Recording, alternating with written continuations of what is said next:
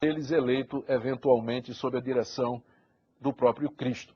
Ora, nós lemos no mesmo capítulo 1 que, juntamente com os apóstolos, após a ressurreição de Cristo, estavam reunidas as mulheres, as Marias e outras mulheres que acompanharam Jesus durante o seu ministério. Elas estavam ali, estavam disponíveis. Eram mulheres que haviam trabalhado junto com Jesus, haviam servido a Jesus com seus bens.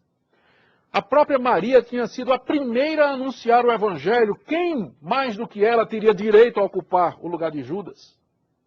Entretanto, os apóstolos se reúnem e, sob a orientação do Espírito Santo, e seguindo os passos de Jesus, escolhem um homem para o lugar de Judas. Mais adiante, ocorre a primeira dificuldade na igreja. A igreja primitiva, a igreja apostólica, ali em Jerusalém. O Espírito de Deus veio sobre a igreja multiplicou-se de uma forma extraordinária. E aí, é claro, toda vez que a igreja cresce, crescem também os problemas, né? Nós sabemos disso.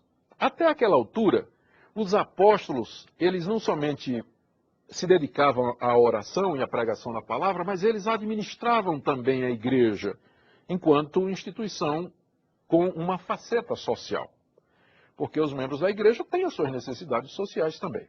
E aí surge uma reclamação das viúvas dos cristãos gregos contra as viúvas dos cristãos que eram dali, de Jerusalém, de que elas estavam sendo omitidas na distribuição diária de comida, porque a igreja tinha uma obra social muito grande voltada para as viúvas. Surgiu essa murmuração dos helenistas, de que as viúvas deles estariam sendo omitidas em favor das viúvas dos judeus. Então, o que os apóstolos fazem? Eles reúnem toda a comunidade e eles então dão a seguinte determinação para a comunidade: elejam de entre vocês 7 homens de boa reputação, cheios do Espírito Santo e de sabedoria, aos quais encarregaremos deste importante negócio. Existe alguma dúvida se ali nós temos a formação do primeiro grupo de diáconos? Eu, pessoalmente, acredito que ali nós temos a instituição dos diáconos. E é interessante que na hora de escolher pessoas que cuidariam, administrariam a coisa da igreja, os recursos da igreja, no tocante a mulheres, pense bem, a princípio, ou assim, à primeira vista, quem seriam as pessoas mais indicadas para cuidar de viúvas?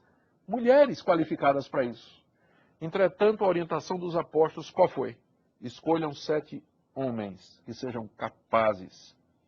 E aí os apóstolos se reúnem, impõem as mãos sobre os 7, e eles são ordenados e instalados para cuidar desse importante negócio. Por estes motivos, eu acredito que a liderança na igreja, ela tem que ser exercida por homens cristãos qualificados. Pelo fato do próprio Senhor Jesus ter sido o que ele foi, pelo fato de que ele escolheu 12 apóstolos, pelo fato de que estes apóstolos, em 2 ocasiões, quando tiveram que constituir liderança, eles seguiram o mesmo modelo de Jesus. Homens cristãos qualificados. Eu não vejo por que a igreja deveria abandonar o padrão que foi exercido pelo Senhor Jesus.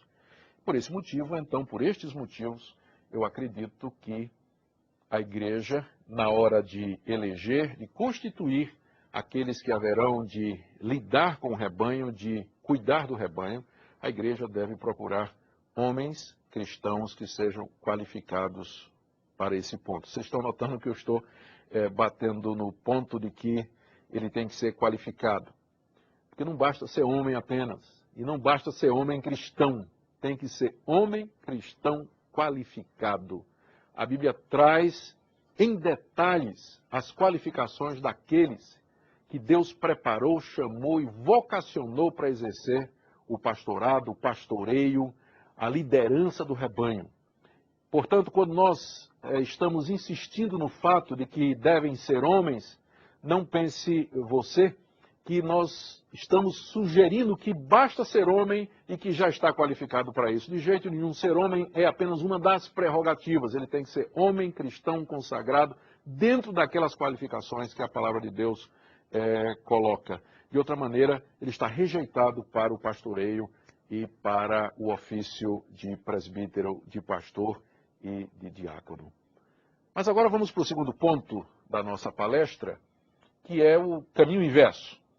Se num primeiro momento nós dissemos porque acreditamos que somente homens cristãos qualificados podem ser presbíteros, pastores, líderes do rebanho, vamos dizer agora porque, na mesma linha, nós entendemos que é vedado às mulheres a participação nesse importante ofício e nessa importante função.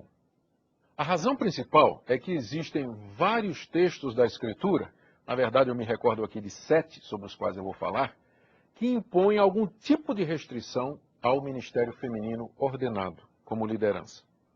É claro que se alguém me perguntar assim, Pastor Augustus, a Bíblia não diz em nenhum lugar que é proibido que a mulher seja presbítera ou pastora ou diaconisa. Eu vou responder que sim, evidentemente não tem nenhum texto bíblico dizendo que a mulher não seja ou não possa ser uma oficial da igreja. Entretanto, existem mais de uma meia dúzia de textos que impõem limites à participação da mulher na vida da igreja e da família, que por si só constituem uma evidência suficiente para construirmos o ponto e o caso de que ela tem um papel diverso do homem na liderança da família e da igreja. Deixe-me então argumentar em cima desses textos. O primeiro deles é escrito pelo apóstolo Paulo na sua primeira carta aos Coríntios, no capítulo 11. Ali o apóstolo Paulo está discutindo a participação das mulheres no culto público. Havia mulheres que estavam orando e profetizando no culto da igreja de Corinto, sem trazer sobre a cabeça o véu que na cultura do Antigo Oriente Médio representava um símbolo de submissão para toda mulher honrada. Toda mulher que se prezava, ela usava um véu na cabeça, que era sinal de que ela estava sob a autoridade ou do seu pai, ou do seu marido, ou do seu irmão, ou do seu tio, enfim, toda mulher de respeito naquela época, ela se referia ou se definia em relação a um homem que estaria como seu protetor ou como seu cabeça, o seu orientador. Pois bem, as mulheres na igreja de Corinto, interpretando mal a liberdade do evangelho, queriam participar do culto sem trazer o símbolo naquela cultura de que elas estavam debaixo de autoridade e de submissão. O apóstolo Paulo, então, escrevendo para resolver este assunto, ele diz no capítulo 11, no verso 3, ele começa a discussão dizendo no capítulo 11, verso 3, que Deus é o cabeça de Cristo, Cristo é o cabeça do homem, o homem é o cabeça da mulher. Por esse motivo, a mulher deveria usar o véu como símbolo de que ela está debaixo de autoridade, porque senão ela estaria desonrando o seu cabeça.